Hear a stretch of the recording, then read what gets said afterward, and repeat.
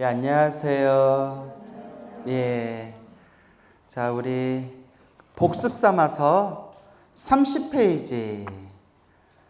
관중생 어변품. 중생들의 어변을 관찰함. 복습 삼아서 읽어볼게요.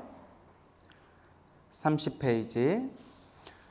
그때 부처님의 어머니이신 마야 부인이 공손히 합장하고 지장보살께 여쭈었다.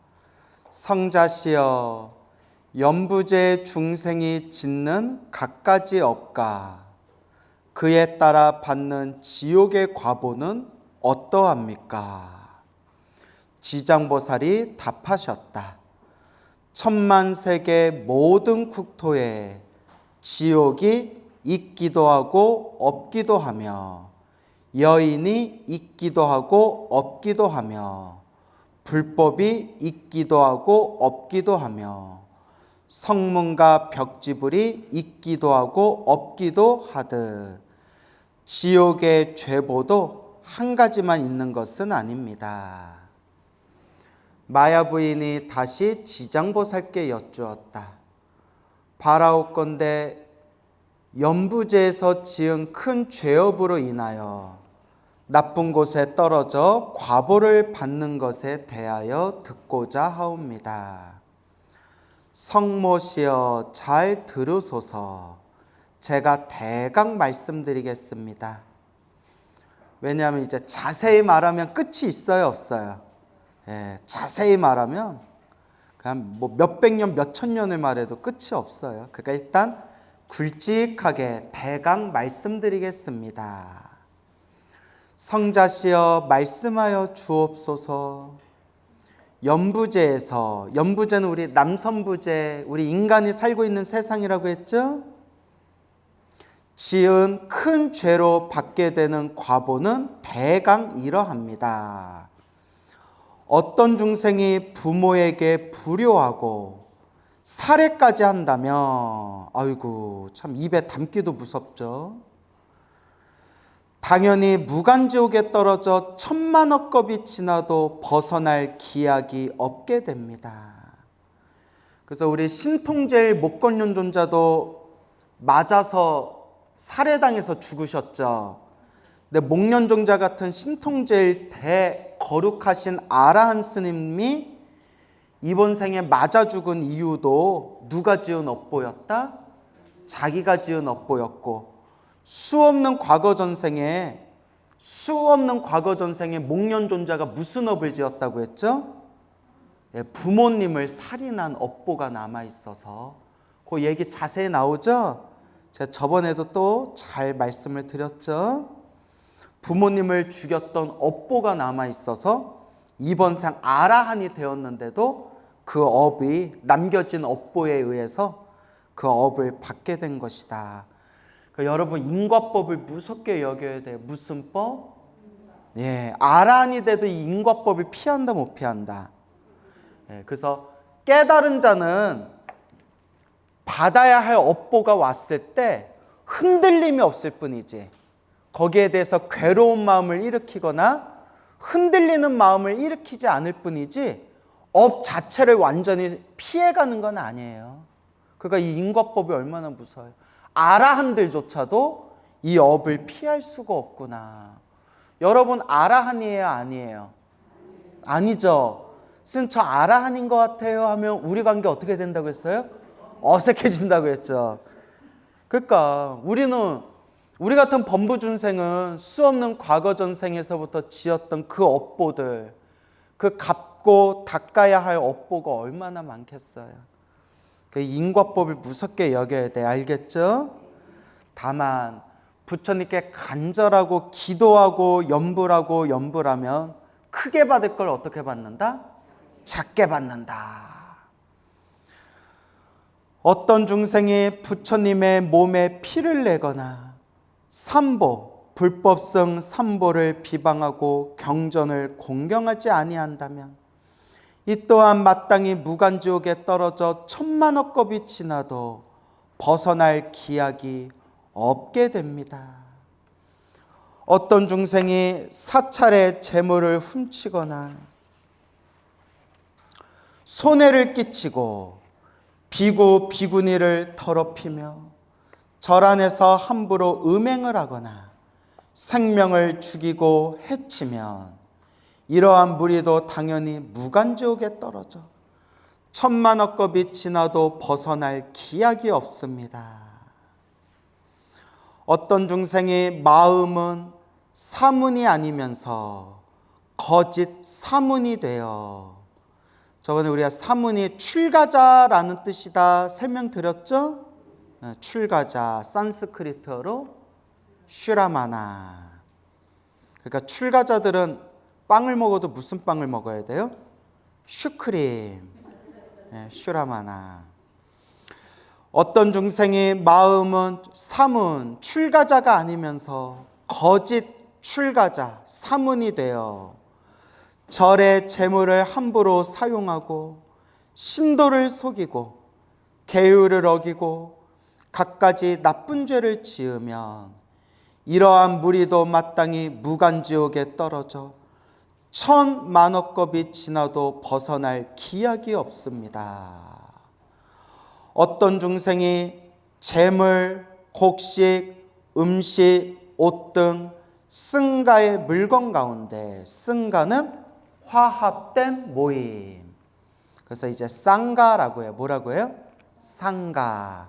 산스크리트어 쌍가를 한자로 승가라고 소리를 따서 번역했는데 화합된 모임. 그래서 불교식으로 이제 정확한 뜻을 표현하면 4명 이상 청정한 스님들의 모임을 승가라고 해요. 몇 명 이상?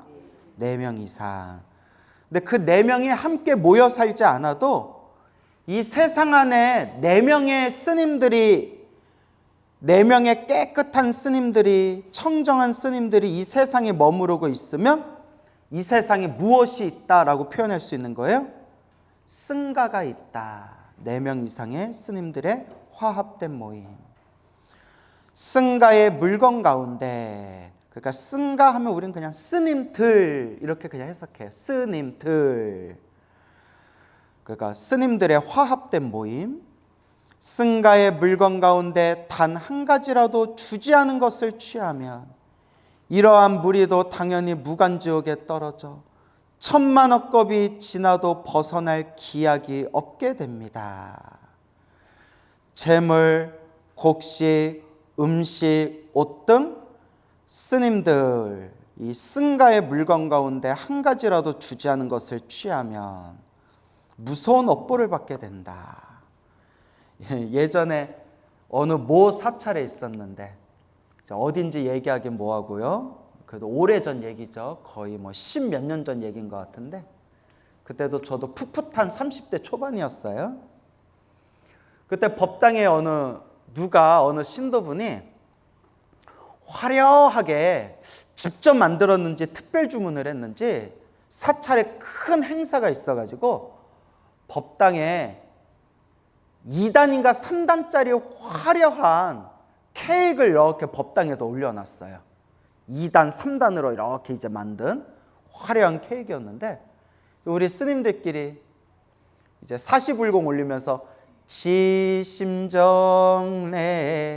공양 하면서 케이크를 보면 겁나 맛있겠다. 빨리 예배 끝나고 점심 때 후딱 먹어야겠다. 맛있게. 달달하다. 달디단. 예?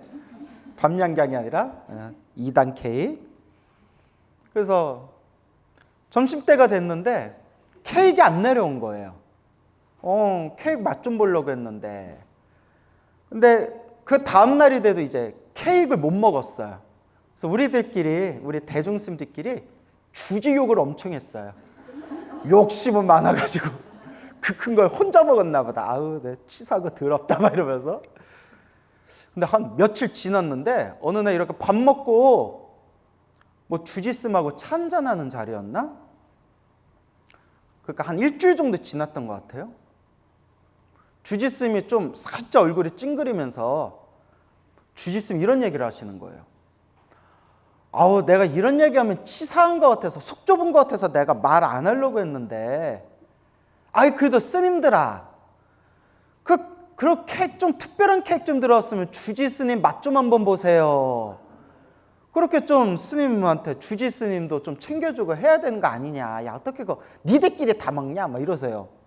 우리 깜짝 놀래가지고 우리 그 맛도 못 봤다고. 그래서 우리는 야, 이거 주지 스님이 통째로 다 가져갔나 보다. 야, 이거 주지 혼자서 그거 어떻게 다 먹으려고 그거 하면서 우리는 또 주지 스님 서운하다 그랬는데 했더니 주지 스님도 놀라고 우리도 놀라고 지나가는 깨구락지도 놀라서 꽥꽥거리고 막 다 놀란 거예요. 야, 그 케이크 어디 갔는데? 야, 이거 이상하다. 야, 이거 법당에 이렇게 부처님께 올리고 스님들 드시라고 올린 케이크 어디 갔냐? 근데 여러분 여기서 오해하시면 안 돼요. 우리가 그 케이크에 집착하는 게 아니라 말하다 보니까 이상해지네. 우리가 그 뭐 케이크 같은 거에 우리가 뭐 그런 거에 뭐 집착해서 그러겠어요? 어쨌거나 신도가 시주로 올린 거잖아요. 그러죠. 그래서 그거 야, 그거 어떻게 되는지 빨리 종무소에 물어봐라.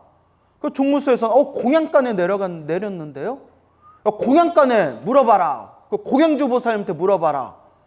그 공양주 보살은 아니 우리는 뭐 밥하고 반찬하느라고 케이크 쳐다도 못 봤어요. 그 봉사자들이 관리하잖아요. 그 야, 봉사자들한테 물어봐라.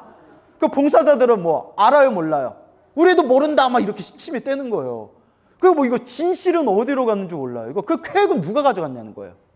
누가 가져갔을까? 아, 모르죠, 솔직히. 예, 모르죠.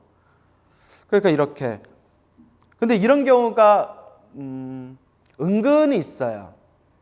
이렇게 스님들이 이렇게 신경을 잘 안 쓰면 법당에 올린 진귀한 과일이나 음식이나 공약물이 중간에 이렇게 사라지는 경우가 종종 있어요.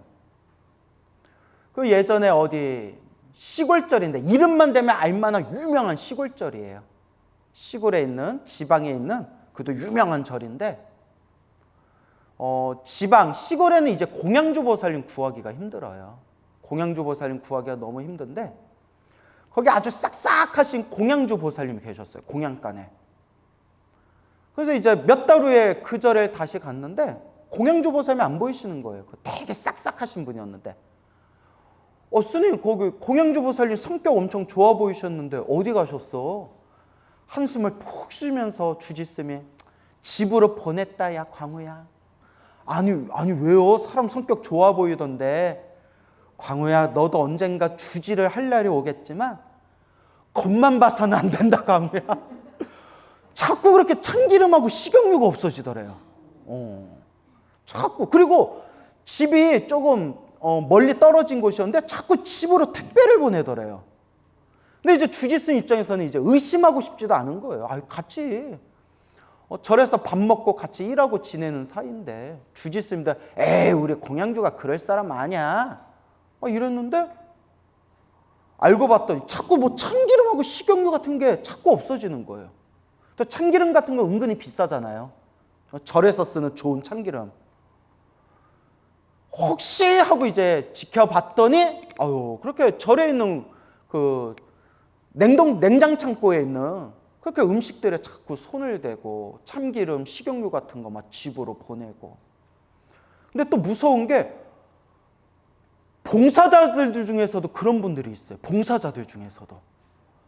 저랑 친한 스님이 있었는데 지방에서 또 이름 인터넷 치면 나오는 또 유명한 절이에요. 인터넷 치면 나오는 또 제법 유명한 절인데 거기 주지를 하는데 이제 시골에 신도가 없어요. 신도도 없고 정말 공양주 구하기도 힘들고 자원봉사자들 구하기도 힘들고. 근데 무슨 행사가 있어서 신도들 많이 올 걸 생각해가지고 밑반찬을 좀 많이 만들었대. 나물 있잖아요. 나물, 콩나무, 국, 냉채 이런 걸 만들었는데 그래도 좀 남았대요. 넉넉하게 이제 모자르면 안 되니까 넉넉하게 만들고 좀 남았는데 주지스님이 뭐라고 생각하면 며칠 후에 초하루인데 이거 이제 냉동 창고에다 놓고 초하루 때 요 반찬 비빔밥으로 쓰면 딱 되겠다 하고 이렇게 냉장 창고에다 보관을 했는데 사무장이 그 사찰에 사무장이 있을 거 아니에요. 스님 그 밑반찬 하나도 안 남았어요. 싹 다 그거 하나도 안 남았어요. 무슨 소리냐고. 내가 마지막 확인했는데 그 초하루 때 쓰려고 내가 냉장창고에 넣어놓으라고 했더니 봉사자들이 싹 다 챙겨갔어요. 그럼 저는 뭐 먹고 살아? 그러니까. 근데 여러분 다 그런 건 아니에요. 또 제 말 오해해서 공양간의 공양주 보살님들 중에 훌륭하신 분들도 많고 우리 사찰의 자원봉사자들 중에서도 훌륭한 분들 많으세요. 근데 이렇게 사람 사는 곳에는 이렇게 조금 개인적인 욕심이 많은 사람들도 섞여 있잖아요. 그렇죠? 우리 스님들도 똑같잖아요. 수행 열심히 하시고 정말 앞으로 보나 뒤로 보나 훌륭하신 스님들이 있는가 하면 그냥 시간 때우려고 살아가는 그런 이상한 그런 출가자들도 있잖아요. 말하기가 좀 그렇네요. 사람 사는 건 다 비슷비슷한데 이렇게 절에 와서 복 지으려고 절에 왔는데 뭐 하는 사람들이 많다? 복 까먹는 사람들이 은근히 있더라. 근데 여러분 항상 제가 이런 얘기를 드리는 거는 남 얘기하는 게 아니라 누구를 반성하자? 자기를 반성하자. 여러분들 어디 절에 가서 주지도 않았는데 바리바리 떡하고 과일하고 반찬하고 바리바리 싸가지고 집에 오시는 분들 계세요? 분위기 무거워진다 갑자기. 예, 뭐라고요? 또 백이 없어서 못 가져가요? 여러분 뭐 남 욕하려고 하는 게 아니라 제가 이런 얘기 하는 이유 아시죠? 남 욕하려는 게 아니라 누구를 바라보자? 그렇죠. 나를 바라보자는 뜻이 알겠죠? 각자 그냥 업보대로 사는 거예요. 근데 나는 우리만큼은 복을 짓자. 무엇을 짓자? 복을 짓고 못 까먹지 말자.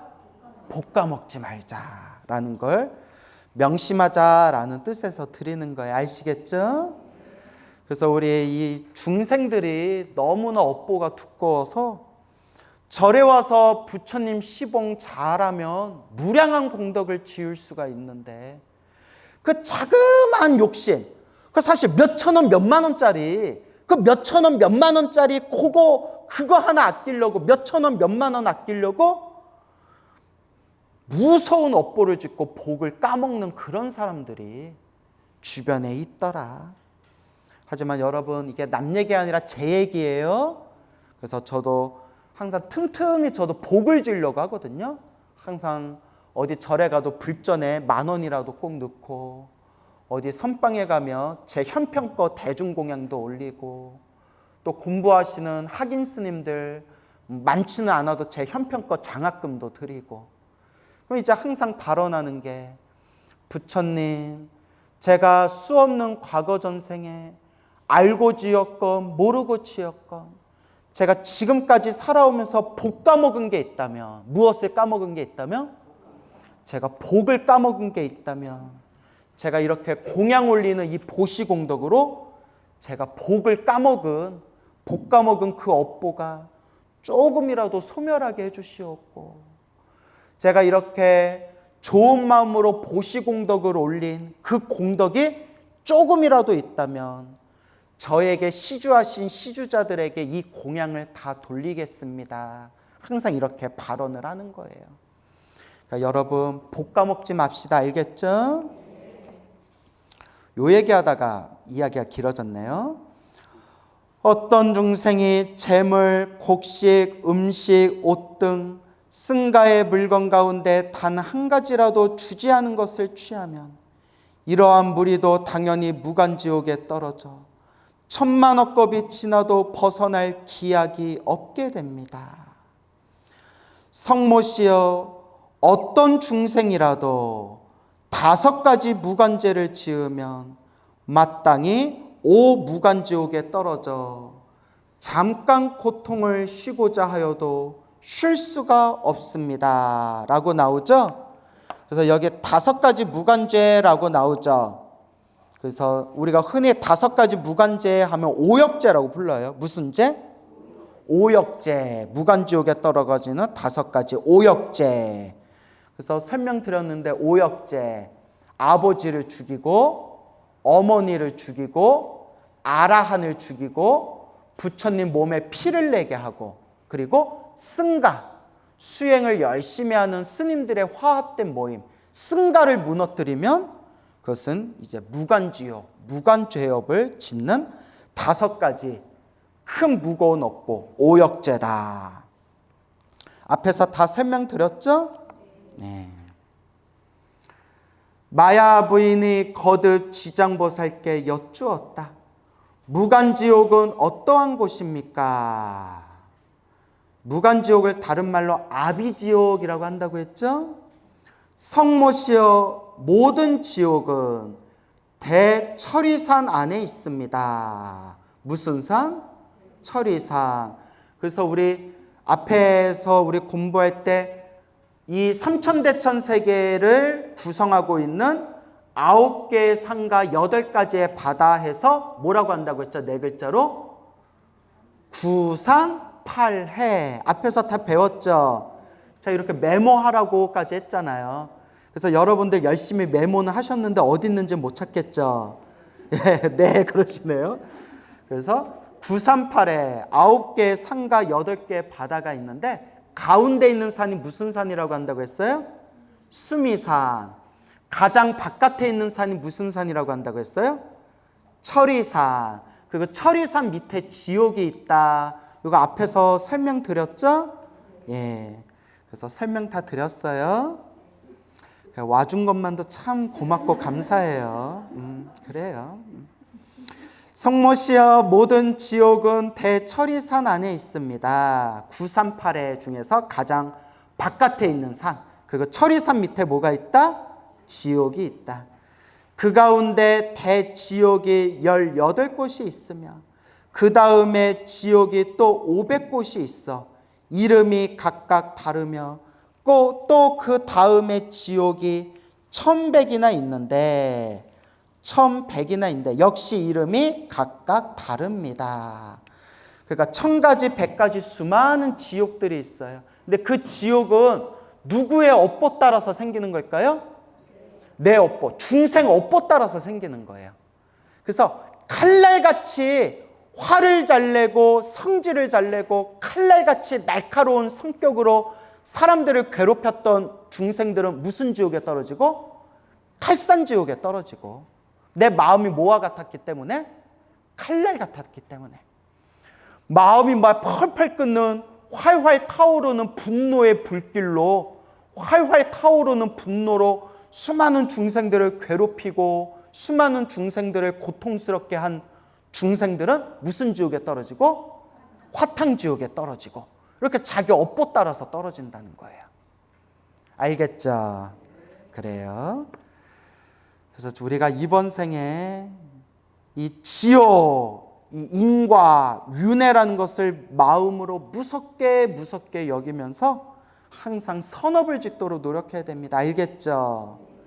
그래서 여러분 이런 얘기하면 참 이게 무섭고 이런 얘기가 참 이게 함부로 할 얘기는 아니지만 그래도 그만큼 제가 이렇게 이 인과법과 지옥이라는 게 무섭다라는 걸 말씀드리기 위해서 강조하기 위해서 드리는 이야기인데요. 제가 불교설화를 많이 봤잖아요. 그렇죠? 불교설화 인과 이야기 많이 봤잖아요. 참선 열심히 하던 사람들이 지옥에 떨어지는 경우가 많아요. 놀랍죠? 나도 놀랐어요. 아니 스님 어떻게 참선을 열심히 했는데 지옥에 떨어질 수 있습니까? 구업 때문에. 무슨 업? 구업. 참선하다가 암안심이 생겨서 아상, 아집, 암안심이 생겨가지고 천상도 없다, 지옥도 없다, 업도 없고 인과도 없다. 그냥 마음 따라 일어나고 마음 따라 사라질 뿐이다. 이 마음자리가 근본이니 이 마음자리만 믿으면 된다. 이렇게 말로만 입으로만 떠들면서 언행일치가 안 되고 입으로는 깨달은 사람인 것처럼 입으로는 뻐꾸기 날리면서 뒤에서는 오만 그런 나쁜 짓을 하는 그런 참선하는 사람들이 죽어서 지옥 떨어지는 얘기가 많아요. 그 언행일치가 안 되는 사람들. 무섭죠, 여러분? 무서워요. 그러니까 이것도 제가 누구를 막 욕하려거나 비방하거나 비하하려는 얘기가 아니라 이렇게 경각심을 드리기 위해서. 그래서 이렇게 마음으로 이 인가와 윤회라는 게 무섭다는 걸 마음에 되새기고 그 불교 공부 좀 하고 참선 공부 좀 했다고 몸으로는 따라가지 못하면서 입으로만 잘난 척 깨달은 척 입으로만 떠들어서는 안 된다 라는 것을 알려드리기 위해서 제가 일부러 이런 이야기를 하는 거예요. 알겠습니까? 주변에 그런 사람들이 너무 많아요. 난 몇 마디 하다가 딱 그런 티가 나면 나는 입을 딱 다물어 버려요. 더 이상 할 말이 없어요. 언행일치도 안 되고 마음에는 탐욕과 성냄과 어리석음이 가득하면서 입으로는 자기가 마치 깨달았다는 식으로, 자기가 공부가 많이 됐다는 식으로, 그러니까 입으로만 잘난 척 떠드는 사람들하고는 더 이상 입을 섞일 게 없어요. 제가 왜 이렇게 강하게 이야기하는지 알겠죠? 예, 그러니까 우리는 그러지 말자라는 거예요. 여러분, 입으로만 떠들어서 깨달을 수 있을 것 같았으면 난 벌써 깨달았다. 나도 말빨 얼마나 센데요. 근데 말빨 갖고 되는 게 아니에요. 알겠죠? 항상 내가 이렇게 업보가 두껍구나. 내 번뇌망상이 이렇게 많구나. 부처님 가르침을 공부하면서 겸허한 마음을 가져야 돼요. 이치로는 이론적으로는 마음이 부처지만 마음이 부처예요. 맞아요. 요 마음이 부처예요. 근데 여러분 하는 짓 보면 부처 같아요? 아니에요?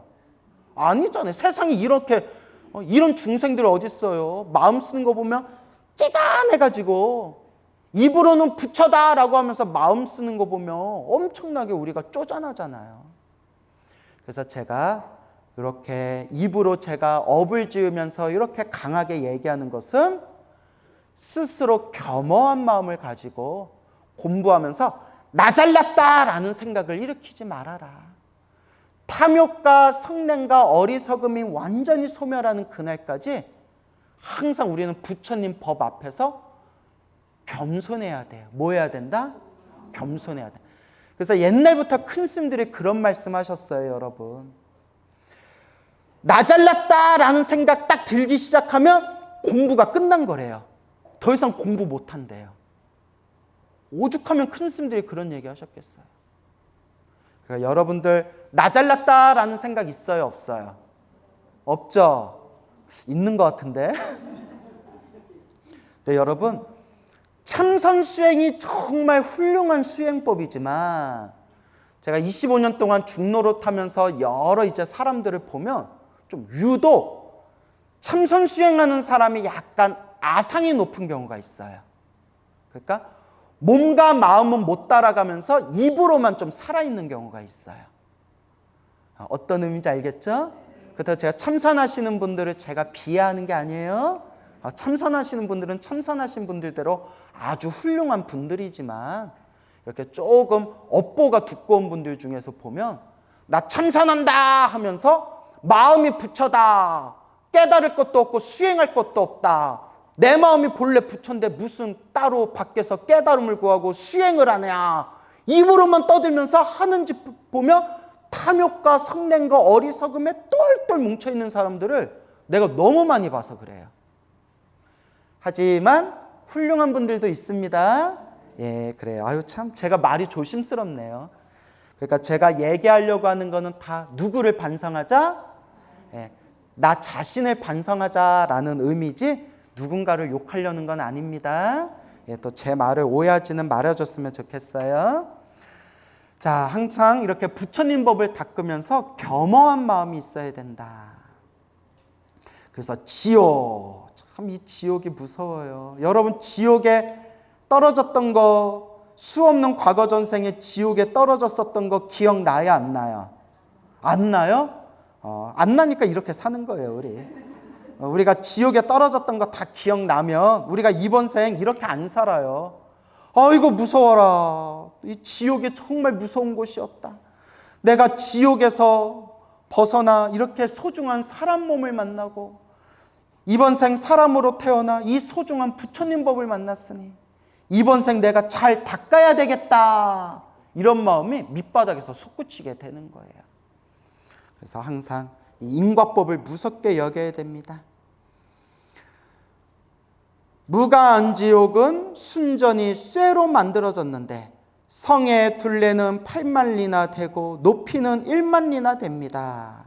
성 위에는 불 무더기가 빈틈없이 타오르고 있으며 성 안은 다른 지옥들과 서로 이어져 있는데 그 지옥들의 이름도 각각 다릅니다.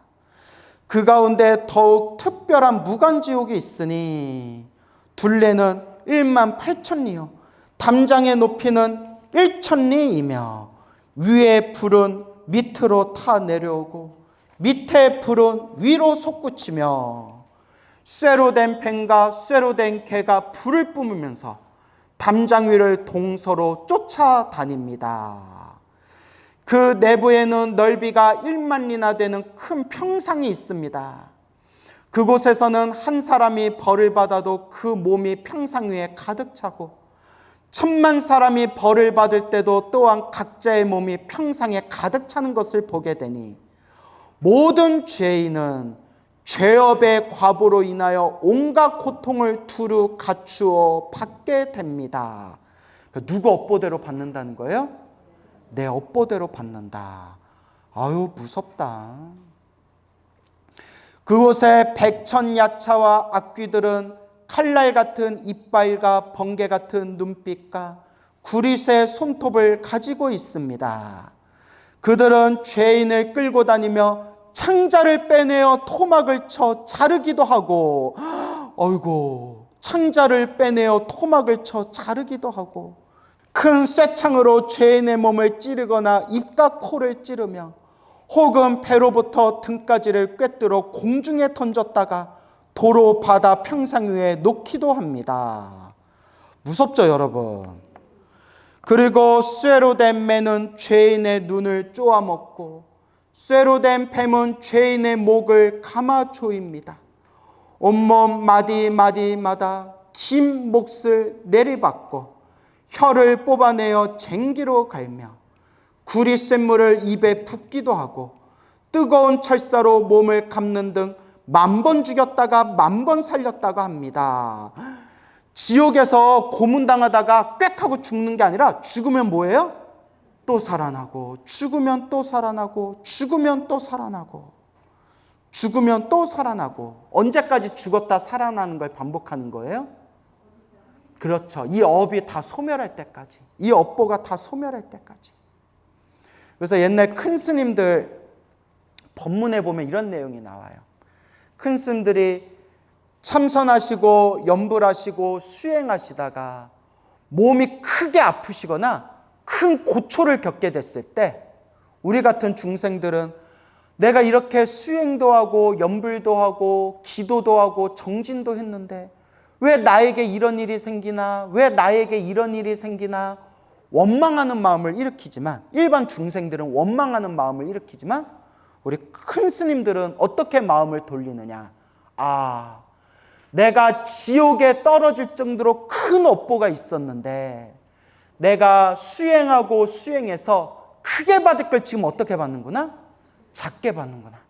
지옥에 떨어져서 수없는 고통을 받아야 할 그 무서운 업보를 지금 몸이 아프거나 지금 이 고난을 경험하는 것으로 크게 받을 걸 작게 받는구나. 이렇게 마음을 돌립니다. 그리고 한 걸음 더 나아가서 그 옛 큰 스님들, 선지식들은 뭐라고 발언하냐면 제가 이렇게 몸이 아픈 만큼, 제 몸이 이렇게 아픈 만큼, 제 몸과 마음이 이렇게 괴로운 만큼 일체 중생들의 고통이 조금이라도 줄어들게 해주십시오.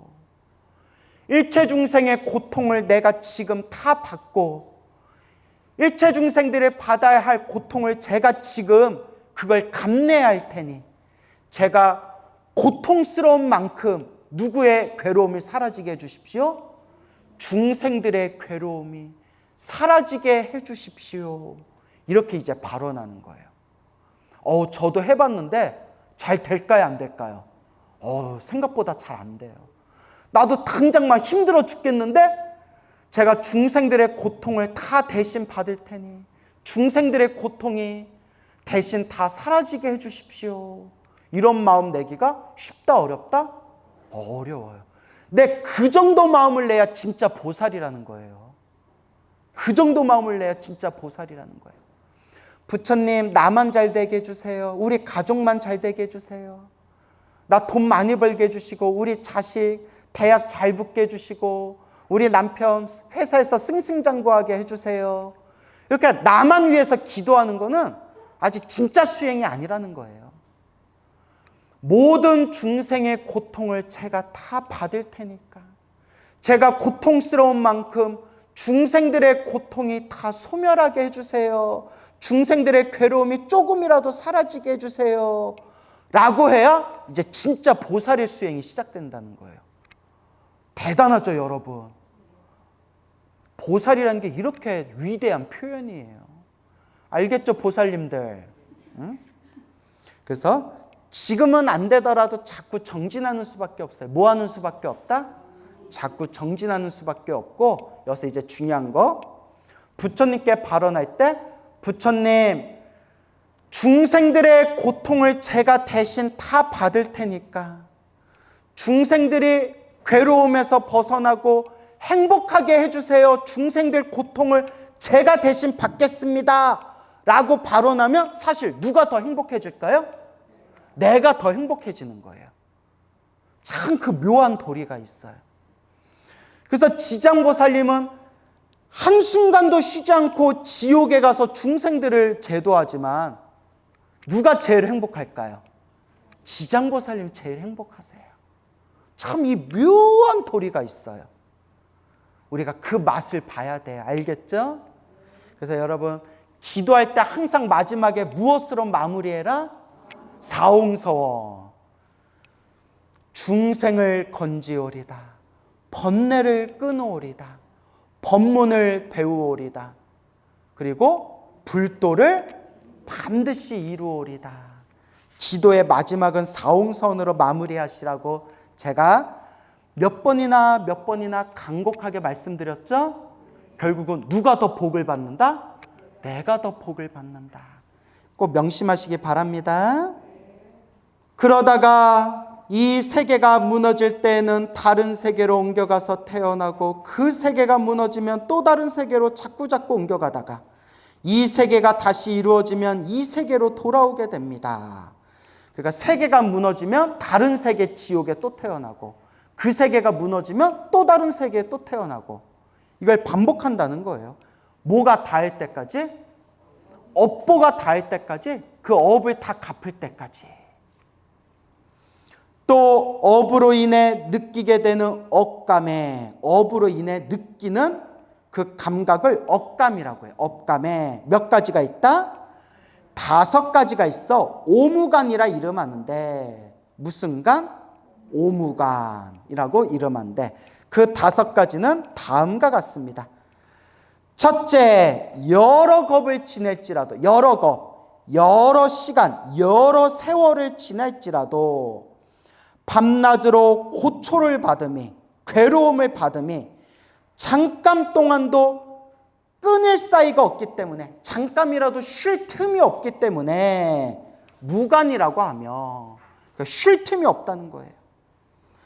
둘째, 한 사람만으로라도 가득 차고 많은 사람이 있어도 가득 차기 때문에 무엇이라고 하며? 무간이라고 하며. 그러니까 여러분, 무간지옥이 있는데 혼자 들어가도 딱 1인용으로 가득 차고, 10명이 들어가면 10인용으로 가득 차고, 100명, 1000명, 10,000명이 들어가도 가득 차고, 한 사람이 들어가든 여러 사람이 들어가든 공간이 자유자재로 가득 차기 때문에 무슨 간이라고 부른다? 무간이라고 부른다.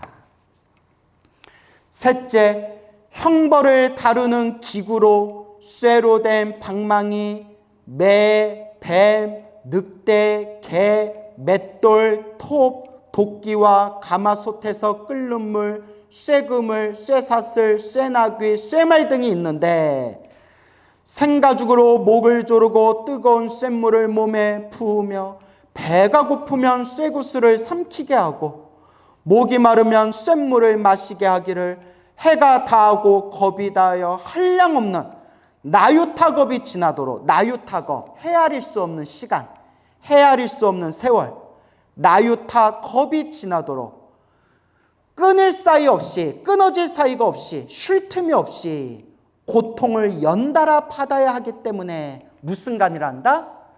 무간이라 한다. 여러분, 지옥이라는 걸 딱 믿게 되고요, 나 다음 생에 정말 지옥에 떨어지기 싫다라는 마음이 딱 마음에 꽉 차게 되면 염불이 저절로 돼요. 제가 체험한 거예요. 수많은 분들이 다 체험하신 거예요.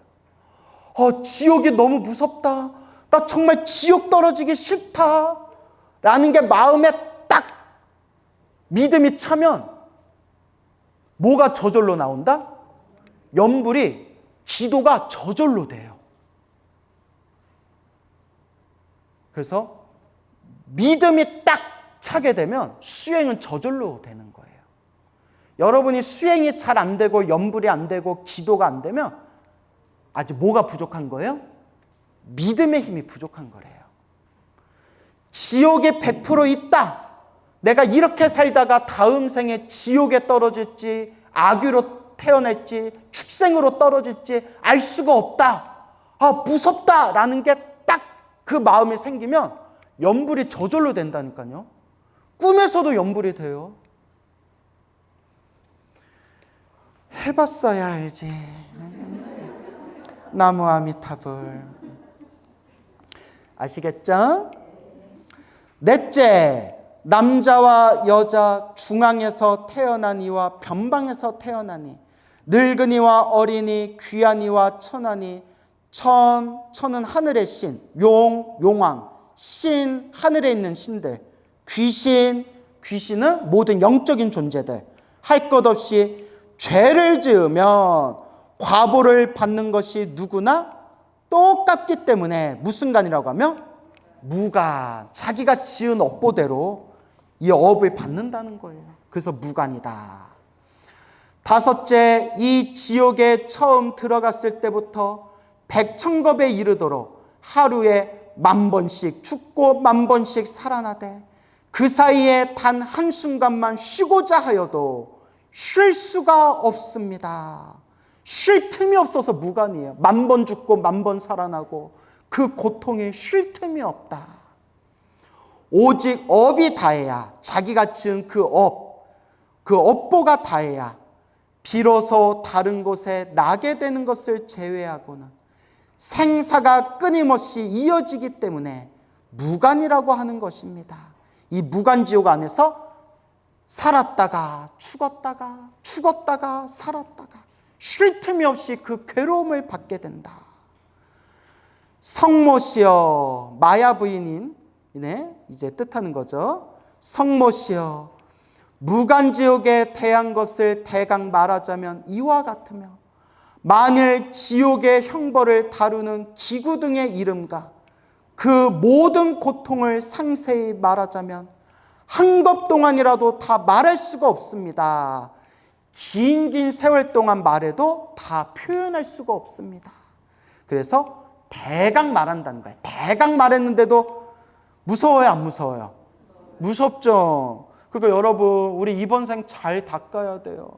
여러분, 다음 생 지옥 떨어지면 어쩔 거예요? 근데 여러분은 지옥 떨어져도 덜 억울하죠.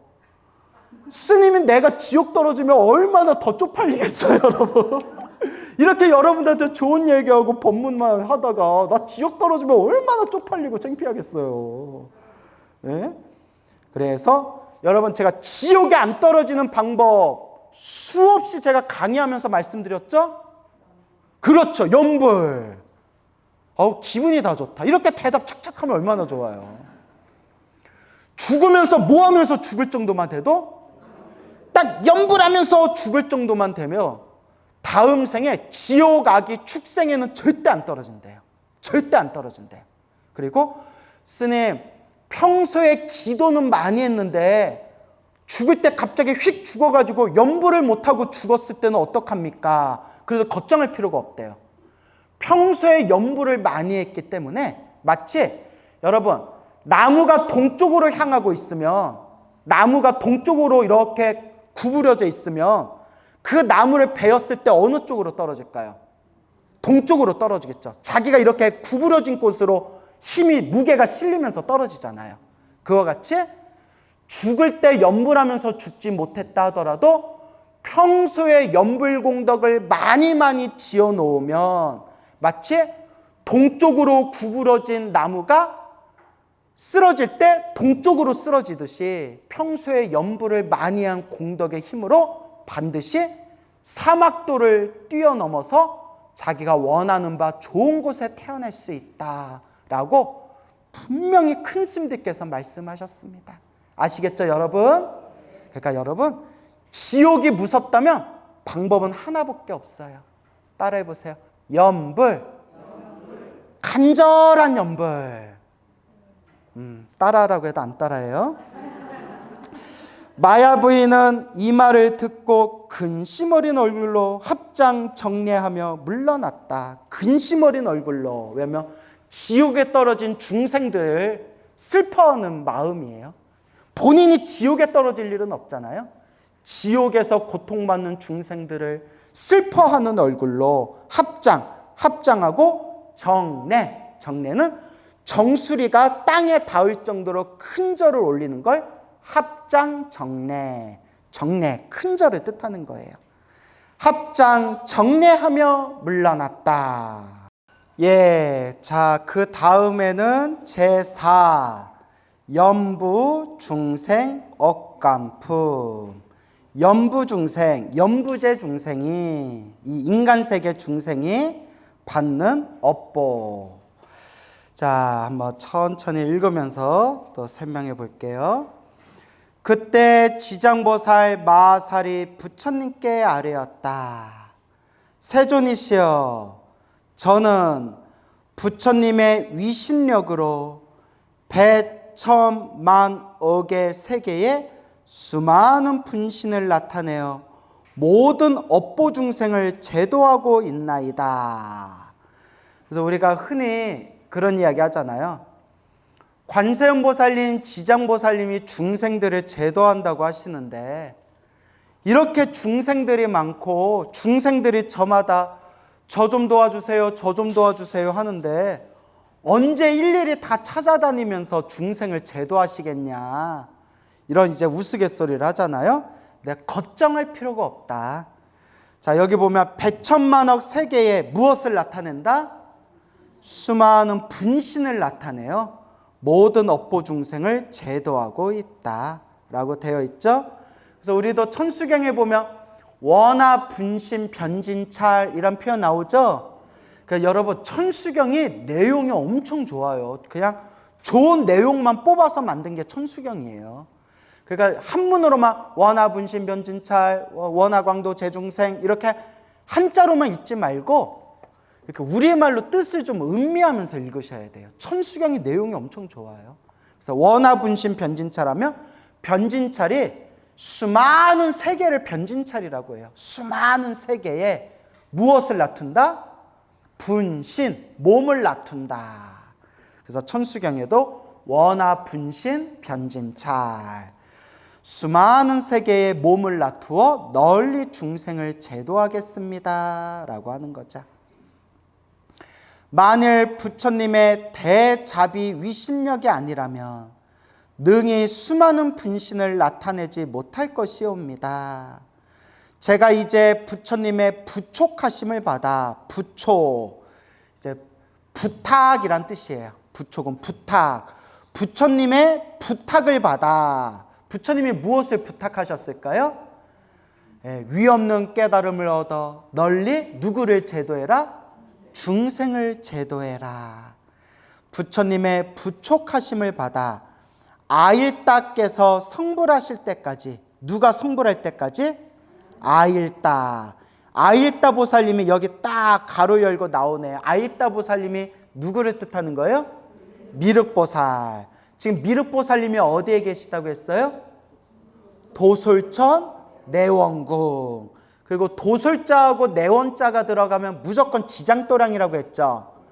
도솔자, 내원자가 들어가면 뭐 도솔암, 도솔사, 내원사, 내원암, 뭐 이렇게 도솔, 내원라는 단어가 들어가면 미륵도량이에요. 미륵도량인데 아일다 미륵보살의 다른 이름 아일다 미륵보살께서 성불하실 때까지 육도중생을 해탈케 하오리니 육도중생 지옥, 악귀, 축생, 아슈라, 인간, 천상 모든 세계 중생들 그 육도중생이에요.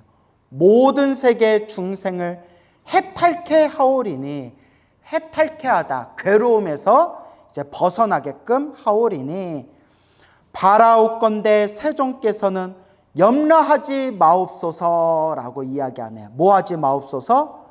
염려하지 마옵소서. 그래서 여러분 도솔자하고 내원자가 들어가면 미륵도량이라고 했는데 우리 저 도소람 내원궁에 가면 법당에 지장보살 모셔놓고 있잖아요. 그죠? 그게 여기 나온 대로 미륵보살님이 미륵부처님으로 세상에 출현하실 때까지 미륵부처님이 오실 때까지 누가 중생을 제도하는 역할을 맡는다? 지장보살이 중생들을 제도하는 역할을 맡고 있기 때문에 그러니까 미륵보살님이 성불해서 미륵부처님이 돼서 이 세상에 출현할 때까지 중생을 담당하는 역할을 하는 게 지장보살이기 때문에 도솔자랑 내원자가 들어가면 미륵도량이지만 누가 많이 앉아 계신다? 지장보살님이 많이 앉아 계신다. 근데 그게 미륵부처님이 오실 때까지 내가 미륵부처님을 대신해서 중생들을 제도하리라라는 그런 서로 상징적인 관계가 있는 거다. 이렇게 정리하면 된다고 했죠? 예. 바라옵건대 세종께서는 염려하지 마옵소서. 부처님께서 지장보살에게 이르셨다. 모든 중생이 해탈을 얻지 못하는 것은 마음가짐이 한결같지 못하여 악한 습관과 착한 습관으로 무엇을 짓기 때문이다? 업을 짓기 때문이다. 그러니까 결국 업 때문에 그래요. 그래서 여러분 나쁜 업을 지으면 나쁜 결과를 얻게 되고요. 그러니까 나쁜 업보를 지으면 불행이 찾아오고 착한 업을 지으면 뭐가 찾아오죠? 행복이 찾아오는데 마지막 깨달음을 얻을 때는 나쁜 업도 착한 업도 결국은 초월해야 돼요. 알겠죠? 초월해야 돼요. 착한 업도 나쁜 업도 초월해야 된다. 깨달음의 경지, 마지막 깨달음의 경지에 들어갈 때는. 그래서 나쁜 업을 지으면 불행이 찾아오고 착한 업을 지으면 행복이 찾아오지만 행복도 불행도 결국 윤회 세상 안에서의 일이라는 거예요. 어느 세상? 윤회 세상. 그래서 윤회에서 벗어나는 깨달음을 얻기 위해서는 좋은 업도 나쁜 업도 다 내려놔야 된다. 근데 또 이 말을 오해해서 그러니까 불교 공부는 깊이 공부해야 돼요. 딱 요 얘기만 듣고 또 자기식대로 왜곡해서 생각하는 게 그러면 착한 업 지을 필요 없겠네? 아니 스님이 나쁜 업도 착한 업도 다 놓아버리라고 했잖아요. 그럼 착한 업도 지을 필요가 없겠네요? 집착하지 말라는 얘기지 하지 말라는 얘기가 아니에요.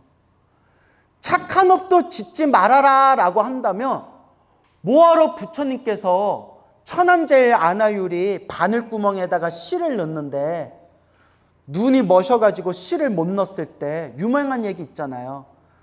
누구라도 복 짓고 싶은 사람이 있어서 내 바늘구멍에 실을 넣어준다면 큰 복을 지을 텐데 했을 때 누가 아나율 스님 손에 있는 그 바늘구멍에 실을 넣는 걸 누가 대신해 줬어요? 부처님이 대신해 줬잖아요. 부처님이 복을 지었잖아요. 그러니까 아나율 스님이 부처님이 뭐가 부족해서 바늘구멍에 실을 넣어서 복을 지으십니까? 했을 때 세상에서 가장 복 짓기를 좋아하는 존재가 있다면 바로 누구다? 부처님이다. 왜냐? 복이 있어야 중생도 제도할 수 있다. 이게 중요해요. 뭐가 있어야 중생을 제도한다? 복이 있어야 중생도 제도한다. 복이 있어야 좋은 스승도 만날 수 있고 복이 있어야 좋은 도반도 만날 수 있고, 복이 있어야 좋은 스승도 만날 수 있고, 복이 있어야 수행도 잘 돼요. 복 없으면 수행할 때마다 자꾸 장애가 생겨요. 그리고 깨달음을 얻고 난 뒤에도 복이 있어야 뭐 할 수 있어요? 중생을 제도할 수가 있다. 그러니까 좋은 업에도 걸리지 말고 나쁜 업에도 걸리지 말라.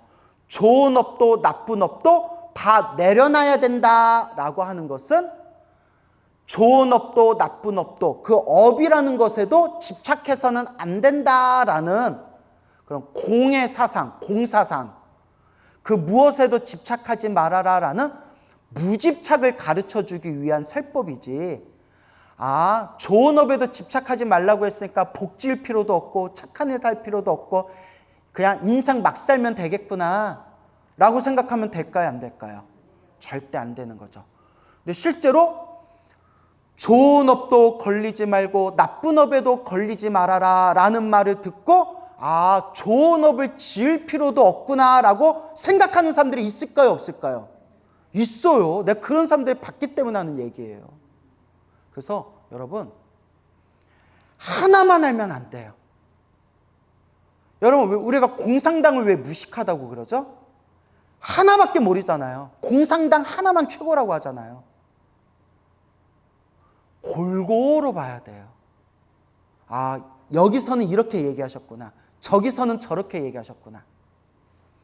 여기서는 부처님이 좋은 업에도 나쁜 업에도 걸리지 말아라. 좋은 업도 나쁜 업도 다 내려놔야 된다. 여기서는 이렇게 말씀하셨구나. 근데 여기 보면 부처님이 복을 지어라, 선업을 지어라, 깨달음을 얻고 성불한 부처조차도 복을 짓기 위해서 바늘구멍에 씨를 꿰어준다. 아, 여기선 또 이렇게 얘기하셨구나. 이렇게 골고루 보고, 자, 따라오세요. 견해가 원만해야 된다. 견해가, 불법을 바라보는 눈이 원만해야 돼요. 제가 뭘 얘기하려는지 아시겠습니까? 그러니까 하나만 최고다 하는 사람들이 제일 골치 아파요. 말이 안 통해요. 금강경만 최고다. 아, 말이 안 통해요. 법화경만 최고다. 말이 안 통해요. 참선만 최고다. 말 통해요, 안 통해요? 말이 안 통해요. 부처님의 법은 다 소중한 거예요. 나한테 맞는 걸 잘 닦으시면 돼요. 하지만 나한테 맞는 거 하나를 선택해서 잘 닦으면 되지만 견해만큼은, 무엇만큼은? 견해만큼은 뭐 해야 된다? 원만해야 된다. 둥글둥글 원만해야 돼요. 아, 화엄경에서, 화엄종에서는 이렇게 얘기하는구나. 법화경 천태종에서는 이렇게 얘기하는구나. 저기 화두 참선하는 분들은 이렇게 얘기하는구나. 윗바사나 명상하는 분들은 이렇게 얘기하는구나.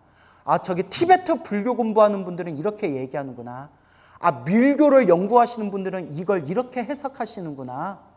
이렇게 좀 원만하게 공부해야 돼요. 아시겠죠? 근데 여러분 그렇게 다 공부할 자신 있어요, 없어요? 나도 힘들어 죽겠어요. 봐도 끝이 없어요. 그래서 제가 여러분들 같이 머릿속이 순수한 분들한테, 좋은 뜻이에요. 머릿속이 순수한 분들, 스님 나 복잡한 거 싫어요, 언제 그 책을 다 봐요 하는 분들한테는 딱 제가 이거 두 가지만 딱 말씀드리죠. 지장경을 기초로 삼고 마지막에는 무슨 경으로 들어가라? 법화경으로 들어가라. 그러니까 지장경하고 법화경만 빠삭하게 알면 대승불교에서 부처님이 말하고자 하는 의도가 무엇인지 정도는 충분히 이해가 가능하실 거예요. 알겠죠? 예.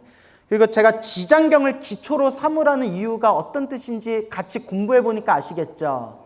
예. 인과업보에 대한 무서움, 인과법의 무서움, 그리고 지장보살 부처님이 중생을 제도하고자 하는 요 자비심, 서원, 이런 것들이 불자가 알아야 할 가장 기본이에요. 인과법, 불보살의 서원, 그리고 우리 불자가 어떤 삶을 살아야 되는지 그런 게 지장경에 자세히 나와 있어요. 그래서 제가 관음 기도를 하든 아미타 기도를 하든 약사열의 기도를 하든 기초불교는 무엇으로 기초를 탄탄하게 삼아라? 지장경으로. 그렇게. 그리고 마지막에는 무슨 경으로 들어가라? 법화경. 왜 법화경이 중요하냐? 부처님 법과 인연을 맺은 중생은 반드시 성불하게 된다. 그래서 성불을 증명하는 경전이다라고 하는 거예요. 얼마나 위대해요. 부처님 법과 인연 맺은 중생은 반드시 성불을 보장받는데요. 그래서 법화경이 아주 심오한 경전입니다. 그러니까 지장경하고 법화경은 꼭 이 두 가지만이라도 한번 깊이 한번 보시기 바랍니다. 알겠죠?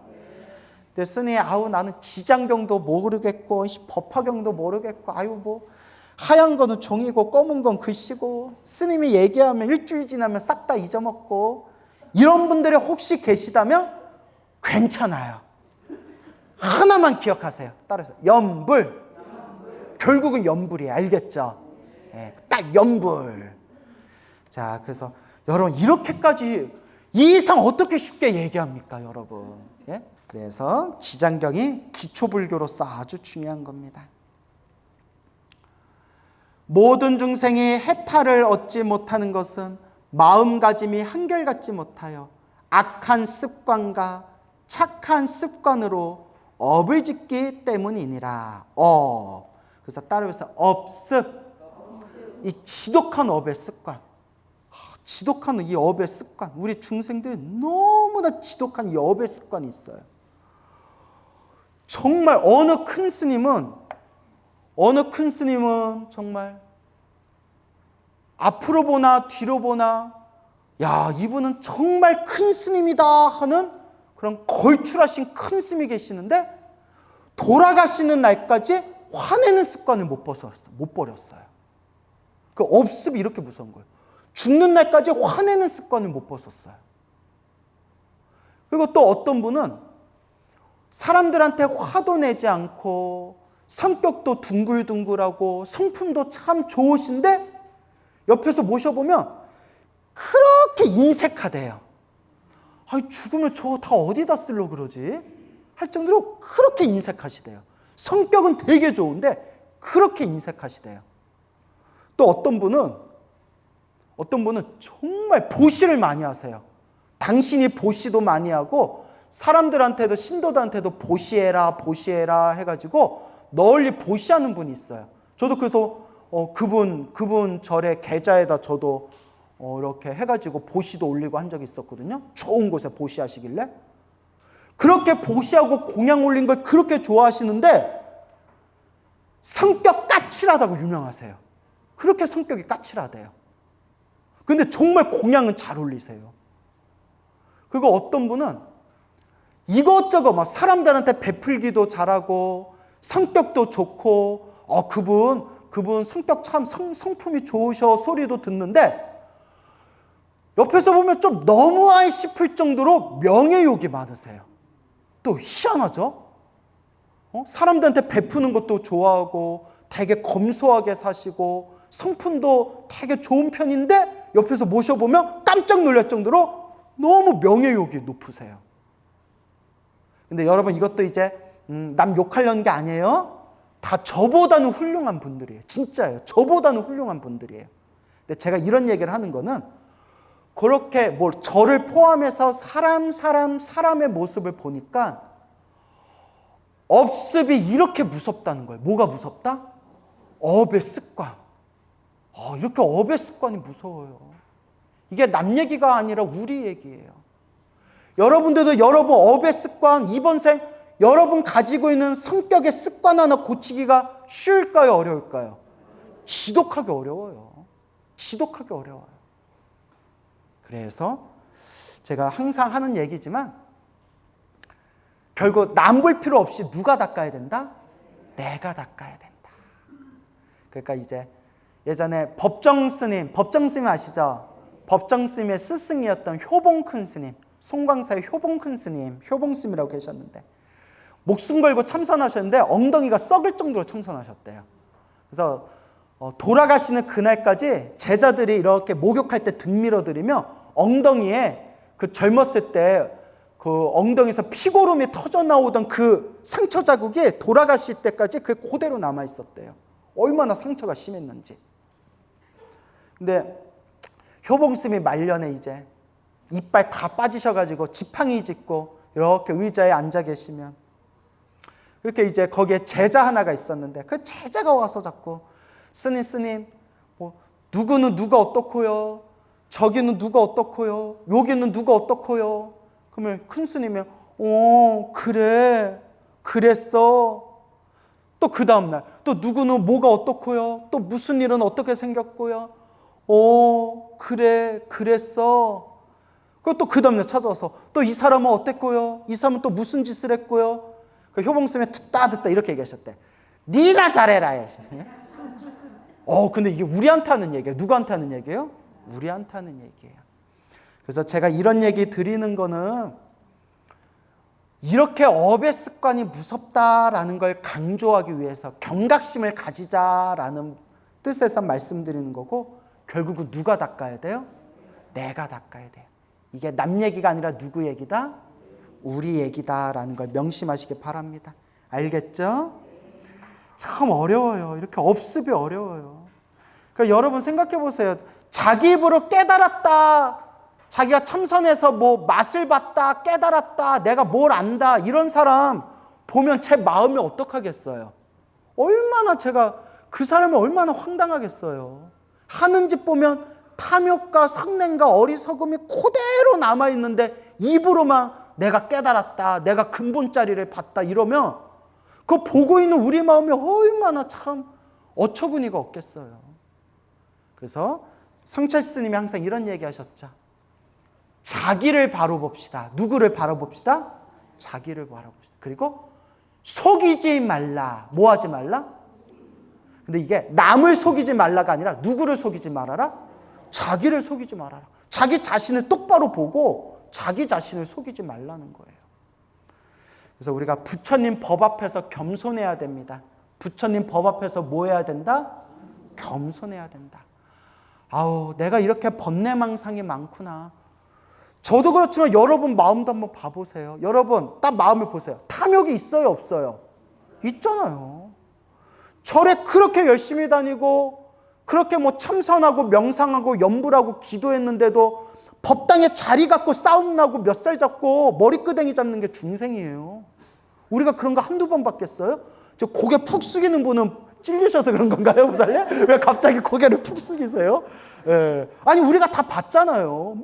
절에 막 50년 다니고 막 관세음보살 연불해서 자기가 관세음보살 칭견했다 그러고, 자기가 막 천하 큰 스님 밑에서 몇십 년 동안 참선했다 그러고, 그러면 뭐예요? 법당에서 그 자복 갖고 싸움 나는 게 중생인데. 겸허해야 돼. 뭐 해야 된다? 겸허해야 돼. 겸손해야 돼. 아, 내 공부가 이거밖에 안 되는구나. 내 공부가 이거밖에 안 되는구나. 그래서 속이지 말아라. 공부하는 사람은 자기를 속이지 말아라. 내 꼬라지는 누가 안다? 내가 안다. 라는 걸 명심하시기 바랍니다. 알겠죠? 네, 여러분 이게 나한테 하는 얘기예요. 그러니까 오해하지 마세요. 맨날 오해하지 말라. 할 말 다 해놓고. 할 말 다 해놓고 맨날 오해하지 말라. 근데 이제 진심이에요. 예, 이제 저한테 하는 얘기예요. 그리하여 나쁜 과보도 받고 좋은 과보도 받으면서 잠시도 쉴 사이가 없이 육도를 윤회하느니라. 지옥아기 축생, 아슈라 인간 천상. 그러니까 우리 불교는 하늘세계 태어나는 걸 목표로 한다, 안 한다? 안 한다. 티끌수와 같이 많은 겁이 지나도록 미혹하여 장애와 액난을 받는 것이 마치 물고기가 그물 안에 있으면서도 흐르는 물속에 있는 줄로만 아는 것과 같나니. 참 비유가 기가 막히네요. 물고기가 그물 안에 갇혀 있으면서도 흐르는 물속에 있으면 자기들이 그물 안에 갇혀 있는 걸 모르죠. 그거 같아요. 우리가 이 업보 중생이 자기가 지은 업보로 윤회 세상에서 지옥아기 축생 아슈라 인간 천상을 돌고 돌면서도 자기네들이 갇혀 살고 있다. 이 거대한 윤회라는 철조망 안에 갇혀 살고 있다는 걸 모르고 있다는 거예요. 얼마나 비유가 기가 막혀요. 그래도 우리가 과거 전생에 지은 착한 뿌리가 있어서, 성근이 있어서 우리가 이번 생에 사람으로 태어나 부처님 법을 만났으니 얼마나 다행이고 얼마나 소중합니까? 여러분, 소중해요, 안 소중해요? 소중하고. 다행이에요, 안 다행이에요? 다행이잖아요. 그러니까 부처님 가르침 부지런히 공부하고, 제가 간곡하게 말씀드리는 게, 참선하시는 스님들은 불자분들에게 참선 열심히 해라 말할 거고, 다란이 하는 스님들은 신도들한테 다란이 기도 열심히 하십시오 말씀하실 거고, 경전 공부를 좋아하고 사경을 좋아하시는 어른 스님들은 부처님 말씀, 부처님 경전, 사경을 많이 해라 말씀하실 거고, 다 부처님 법이에요.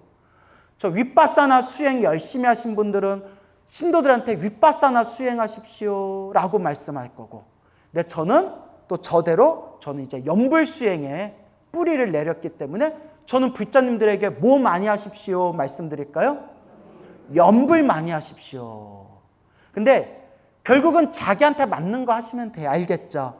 제가 늘 말씀드리죠? 부처님을 향한 모든 가르침은 결국 하나로 통해요. 그러니까 저는 연불해라 말씀드리지만, 또 여러분은 여러분들대로 자기한테 맞는 수행을 하시면 됩니다. 그렇지만 중요한 거는 꾸준하게 간절하게 해야 된다라는 걸 명심하세요. 알겠죠? 마치 물고기가 그물 안에 있으면서도 흐르는 물속에 있는 줄로만 아는 것과 같나니, 벗어났다가는 들어가고 잠시 나왔다가는 또다시 장애와 액난의 그물에 걸리고 마느니라. 이게 우리 업보 중생의 모습이에요. 내가 지은 업보 따라 잠시 올라갔다 내려갔다 올라갔다. 내가 지은 업보 따라서 좋은 일도 생겼다, 나쁜 일도 생겼다, 나쁜 일도 생겼다, 좋은 일도 생겼다. 이 모든 게 다 누가 지은 업의 인연이다? 다 내가 지은 업의 인연이에요. 이게 딱 사무쳐야 돼요, 여러분. 이게 간절하게 사무쳐야 돼요. 내가 지은 업보대로 살아가는구나. 내가 지은 그 업보의 인연대로 살아가는구나. 여러분 만난 남편 있죠? 다 여러분 업보대로 만난 거예요. 이 소리에 딱 듣는 순간 내가 전생에 복을 많이 지었나 보구나 생각하는 분도 있고, 갑자기 내가 전생에 무슨 짓을 저질렀길래 이러신 분들도 계실 거고. 그렇죠, 여러분? 여러분, 세상에서 가장 큰 빚쟁이가 자식으로 태어난다고 하잖아요.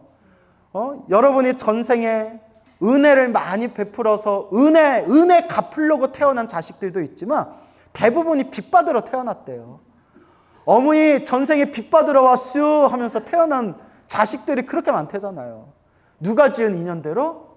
내가 지은 업의 인연대로. 그러니까 여러분, 이제 이번 생 복을 짓고 공덕을 닦으면서 자꾸 연불하셔야 돼요. 알겠죠? 부처님 알고 지었건 모르고 지었건 전생에 지은 제 그 수많은 업보들, 이번 생에 조금이라도 이 업보들이 소멸되기를 바랍니다.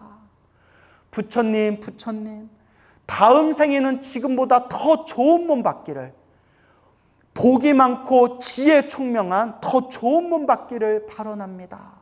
여러분, 지금보다는 더 좋은 몸 받아야죠. 여러분, 이번 생에 딱 깨달을 자신 있어요, 없어요? 그 관상 보니까 쉽게 안 될 것 같아요, 여러분. 이번 생에 깨닫는 게 뭐 쉬운 줄 아세요? 네? 그러니까 여러분, 내가 깨닫는다라고 했을 때는 참선에서 어설프게 뭐가 이렇게 휙 지나가는 거 말하는 거 아니에요. 정말 탐욕과 성냄과 어리석음이 싹 사라진 경지는 돼야 윤회에서 벗어나는 깨달음이에요. 그래서 제가 극도로 혐오하는 사람들이 탐욕과 성냄과 어리석음이 그대로 있으면서도 입으로만 자기가 깨달았다 하는 사람들 제가 제일 싫어한다고 그랬죠. 그 제가 말하는 깨달음은 그러니까 뭐 이렇게 공부하는 척 하다가 입으로만 깨달았다 하는 그런 거 얘기하는 거 아니에요. 탐욕과 성냄과 어리석음이 정말 사라진 경지, 성자의 경지, 그 정도는 돼요. 우리가 깨달았다 하는 거죠.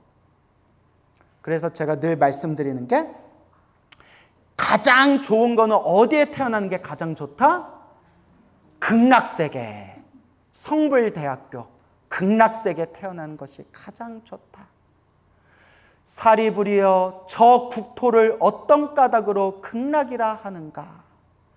그 나라 중생들은 아무런 괴로움이 없고 오직 온갖 즐거움만을 누리기 때문에 극락이라고 이름하느니라. 아무런 괴로움이 없고 오직 즐거움만 가득하고 극락세계에 태어나면 아미타 부처님의 가르침을 발밑에서 직접 수행을 하고 가르침을 받아서 반드시 깨달음에 이르게 된다라고 아미타경 무량수경에서 분명히 증명하셨습니다. 그러니까 가장 좋은 거는 극락세계에 태어나는 게 제일 좋아요. 알겠죠? 쪼잔하게 다음 세상 사람으로 태어나봤자 중생 살아가는 꼬라지가 거기서 거기예요. 여러분 이번 생에 복 많이 지어서 다음 생에 뭐 재벌집에 태어나고 슈퍼스타로 태어나고 유명한 그런 유명한 연예인으로 태어나고 그렇게 강남의 건물주로 태어나 보세요. 그래도 사람 사는 괴로움은 똑같아요. 예? 제가 아무래도 좀 전국구 법사다 보니까 조금 이렇게 잘 먹고 잘 산다는 신도들하고도 대화 많이 해봤을 거 아니에요? 뭐라는지 아세요? 스님 왜 이렇게 사는 게 힘들까요? 이래요. 똑같아요. 돈이야 많죠. 그나마 돈이 많아가지고 그걸로 버티시는데 남편 사고치고 자식들 말 안 듣고 사는 건 비슷비슷해요. 무슨 말인지 알겠습니까? 그러니까 제일 좋은 게 극락세계에 태어나서 아미타 부처님 스승으로 모시고 빨리 깨달음을 얻는 게 최고예요.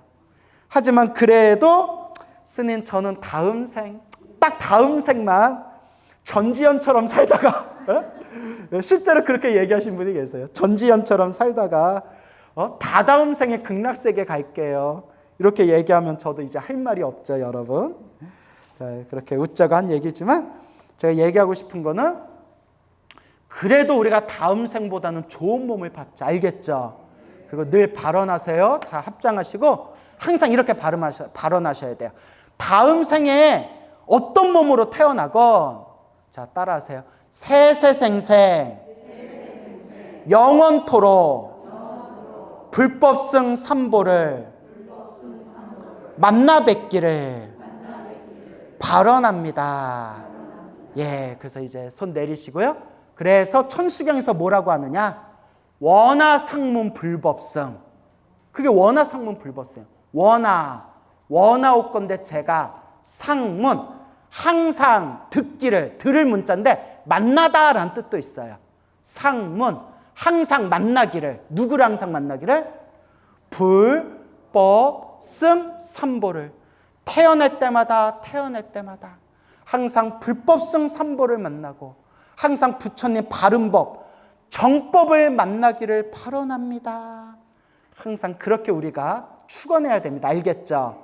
그래서 제가 3배 부처님께 법당에서 3배 올릴 때 첫 번째 절할 때 부처님께 귀의합니다. 두 번째 절할 때 가르침에 귀의합니다. 세 번째 절할 때 스님들께 승가에 귀의합니다. 마지막에 고두례 해야 되죠? 마지막에 코앞에서 유언 삼배, 유언 반배, 고두례 할 때 그때 세세생생 불법승 삼보를 만나기를 바라옵니다. 그 마지막에 일어나서 합장 반배하면서 일체중생 다 함께 성불하여 지이다. 이게 3배의 정석이라고 제가 예전에 설명 다 드렸죠. 표정 보니까 다들 고개를 가오다시는. 네, 그래서 기억하세요. 첫 번째, 두 번째, 세 번째 절 올릴 때 부처님께 가르침에 승가에 귀의합니다. 절 3번 하고 마지막에 고두례 하면서 세세생생 불법승 삼보에 귀의합니다. 그 마지막에 일어나서 합장 반배하면서 일체중생 다 함께 성불하여 지이다. 아시겠죠? 이렇게 항상 습관을 들이세요. 그래서 동쪽으로 구부러진 나무가 쓰러질 때 어느 쪽으로 쓰러지듯이 동쪽으로 쓰러지듯이 여러분들이 항상 마음의 에너지로 발언하고 발언한 그 에너지대로 다음 생 몸을 받는 거예요. 알겠죠? 자, 그래서 여기까지만 한번 읽어볼게요.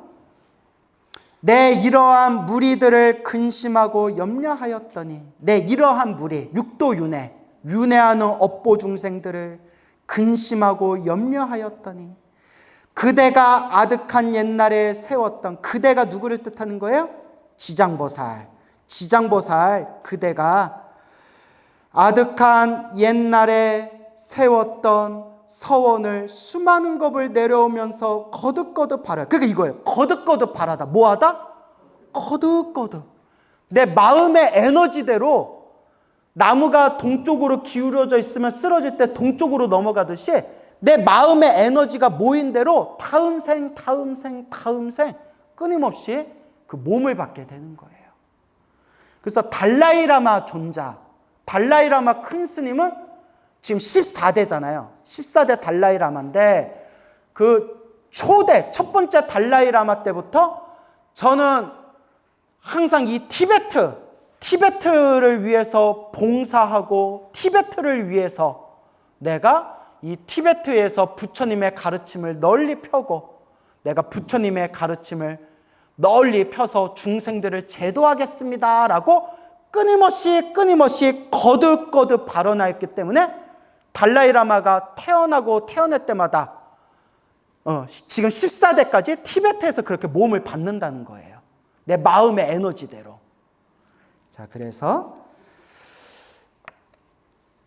거듭 하라여 죄업 중생의 무리를 모두 제도하리라 하는구나. 죄업 중생의 무리를 모두 제도하리라.